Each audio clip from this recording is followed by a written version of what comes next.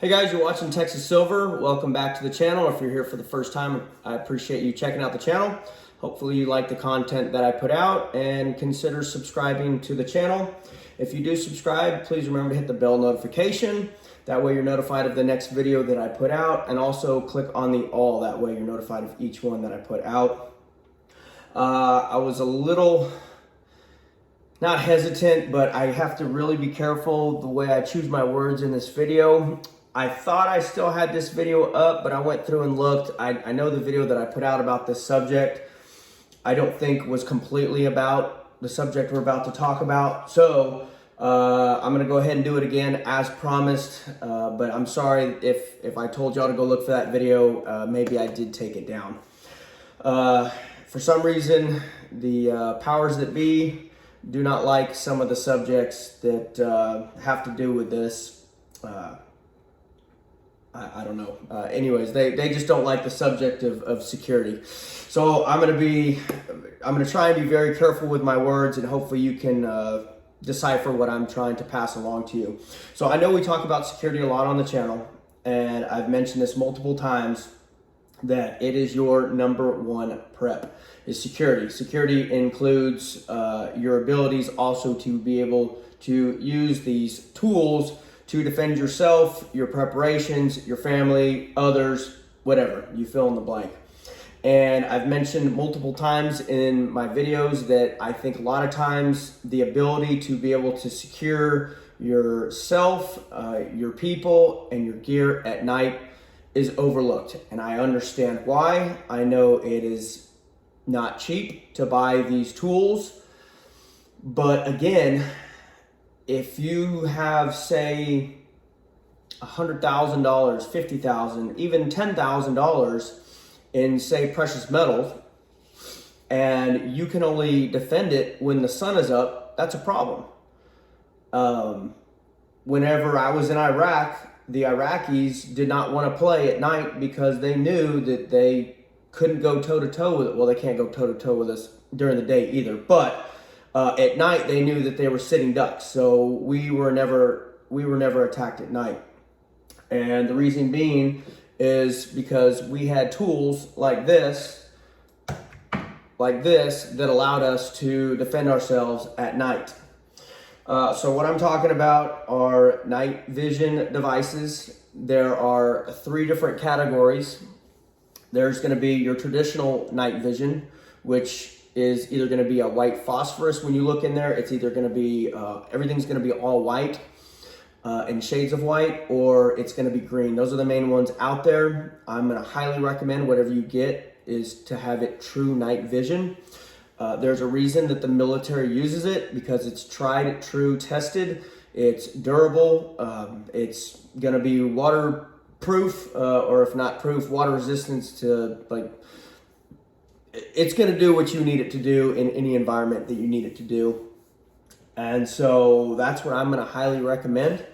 I've got a couple examples that I own myself, but obviously you always want to do your independent research. And I would also highly recommend, if you are looking at a certain unit, to go online and see reviews. Also see if someone has done a video on that particular item. What I'm going to recommend is, if you do get a true night vision device, and I'll try and explain the difference. But if you do get one, I would highly recommend nothing below probably a 2+. So that's the generation. So you have first generation, second generation, second plus, third generation, 3+, and it just keeps going. I think the highest one that I've seen out there is 4+, but maybe there's a 5th generation now. I don't know. I haven't looked at it very closely lately. But just know, generally, it's not always the rule. You get what you pay for. Generally it is. But with these night vision devices, it is absolutely true.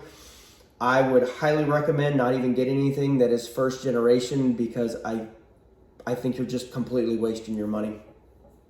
So I would say at least 2nd generation plus, but probably your best all around that's going to do what you need it to do, be a good clear picture and all that, is I would recommend 3+ Gen. Anything above that is just going to be, you know, the icing on the cake. So I guess I'll show you some of the items that I have. So if you're only going to have one item, and I would highly recommend, this is not that actual model, but it's kind of like it, but it's a PVS 14 variant. So Paul Victor Sierra PVS and then 14. That is the most popular model that the military uses. Reason being is you can use it in a handheld mode to spot. It can also, I have a mount right here, but this allows me to mount this behind either a sight or a scope. So this will mount actually onto, with this mount, it'll mount behind the, like that. I don't know if y'all can see that, but I'll try and do a better shot of that. But it'll mount behind, and then, and then it'll also, there's mounts to where you can mount it to a helmet. So that's your best all around. And it's great for these because you can spot with them at night, and it's a quick detach. That way you take it off. Because whenever I got buddies that come down from New York and we do some hog hunting, and it's a pain to look through your scope or your sight or whatever and spot for, you know, these animals. So it's a lot easier to have this light thing, you know, you can hang it around your neck, and whenever, you know, you get to a field or whatever, bring it up, just do, you know, your quick scan of the field.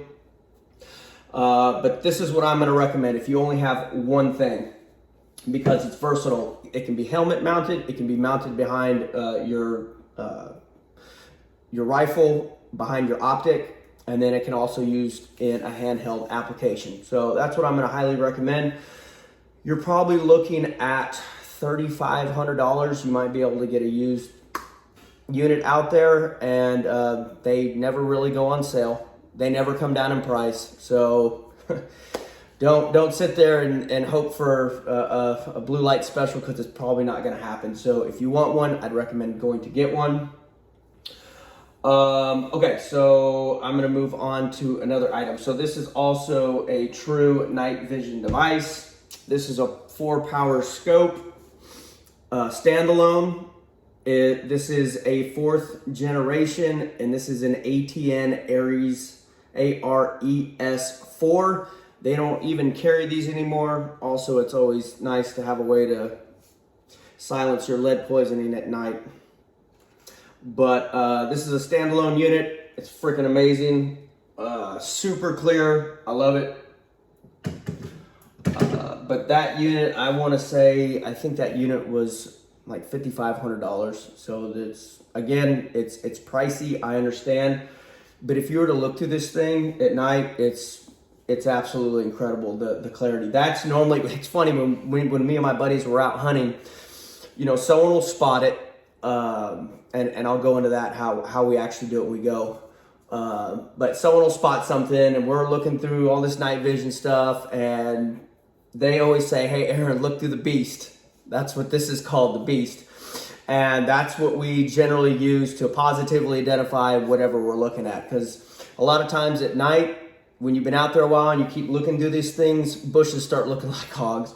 So that's why it's so important too to have such a good quality optic, because you want to be able to positively identify whatever you're looking at, because you would hate to go ahead and give something lead poisoning that you really didn't want to give lead poisoning to, because once that lead is downrange, you can't put it back. So, okay, now, if you are able to have 2 items, I would highly recommend getting a thermal unit. Now, thermal units have, over the years, gotten better and better, and actually have come down in price for the quality that you're getting. But like I said, I don't think we have much time with all this stuff that's coming down the pipe. So I don't know that I would let much grass grow under me. I would go ahead and get these items. First, the item that I suggested But if you're able to get a second one, I would recommend getting at least a handheld thermal unit. Reason being is whenever we go out in the field, it's so great to be able to just look through that thermal really quick, and it instantly is going to let you know that there's something out there with body heat, whether it's a mouse, whether it's a raccoon or a deer or hog. You get immediate, like there's no mistake. There's been times when we've been out there and we've looked with just night vision and we didn't think anything was out there, and then I don't have a thermal unit, my buddies do. They bring it down when they come down, but I definitely need to get one. So they would scan with their thermal and they're like, nope, there's something out there. We completely missed it. And there was one time there was a hog in the brush line. We couldn't see it with the night vision, but the thermal picked it up. So, but with the night vision, it's generally a clearer picture, and you're able to positively identify what you're looking at a lot easier. Now, like I said, the thermal units are getting better, but if you are going to get a thermal unit, it's going to cost you. It's going to cost you a pretty penny. Probably a good thermal unit that you can actually see. Well, okay, so if you're going to get a thermal unit, it also needs to probably be, I told you a handheld, but the problem with that is with a handheld thermal, you're not going to be able to put it onto a security device. So if you're going to get a thermal and use it to engage, then it needs to be one that you can mount. Otherwise, you'll be able to identify it. So that's why I'm saying that needs to be a second thing.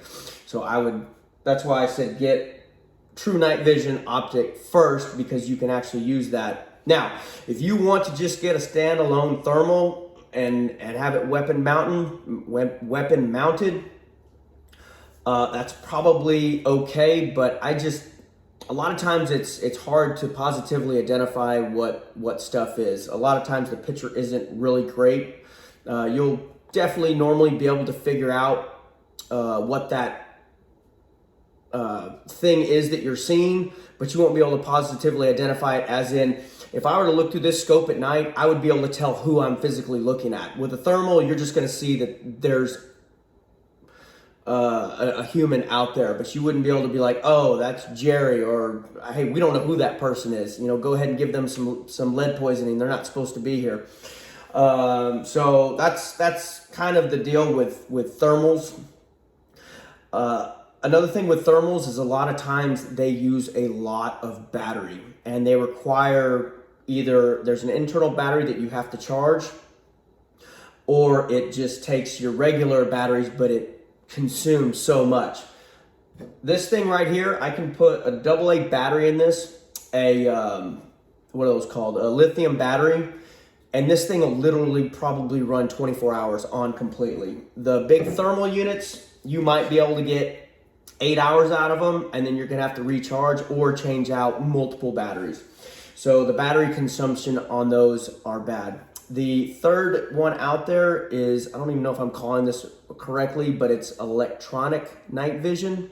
So it's kind of like a camera. So like your camera at night that has night vision, that's the best way I can explain it. But they have units that look like a thermal unit or kind of similar to this one right here, but it's electronic. So I guess it works like a camera. So I don't know, I guess that's the best way I can explain it. I'm not a fan of those because they, maybe they're getting better, but their battery consumption is horrible. Anything electronic is subject to going down, and I don't know. I just don't like them. But if that's the route you want to go, I would highly recommend you doing some research and figure out what you're buying. Maybe watch a video of someone that does a review on that. So another thing I wanted to go over. So if you have a night vision device, okay, I know this looks like probably a regular flashlight to y'all, but this is actually an IR flashlight, which is infrared flashlight. And so what this does is these night vision devices work off of whatever light source is out there. They don't create their own light source. So this is kind of like a flashlight for your night vision to pick up at night if there's not a lot of moonlight or street lights or whatever. If the moon's out, full moon, you don't even need it, but there's gonna be times that you're gonna need it. But the thing is, you cannot see this when it's on with the naked eye. You literally can be pointing in someone's face and they won't see it. And at night, it lights up. I mean, whatever's in front of you, like you have a huge combat flashlight or whatever. So if you get night vision, I would highly recommend also getting this. That way you can see. This one is a stream light. These are great. I think it's $100. They run off I think they're the ABC, what is it? 1, 2, 3 ABC. I don't know what the fat short batteries. That's what they run off of. They are kind of battery hungry, so that is a downfall. Now, that is one of the things with your